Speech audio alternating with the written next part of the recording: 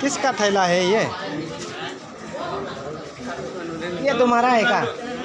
किसका है? तो हो ठीक है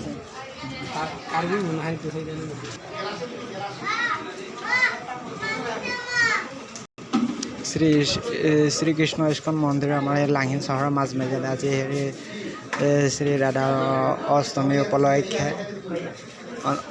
অনুষ্ঠানটিত এয়া প্ৰসাদ বিতৰণ চলি আছে। এইটো হৈছে আমাৰ শ্ৰীকৃষ্ণ ইস্কন মন্দিৰ আমাৰ ঠিক লাহিন চহৰৰ মাজ মজিয়াতে আজি শ্ৰী শ্ৰী ৰাধা অষ্টমী পালন কৰা হৈছে ধুমধামেৰে আমাৰ লাহিন চহৰতো ইস্কন মন্দিৰত।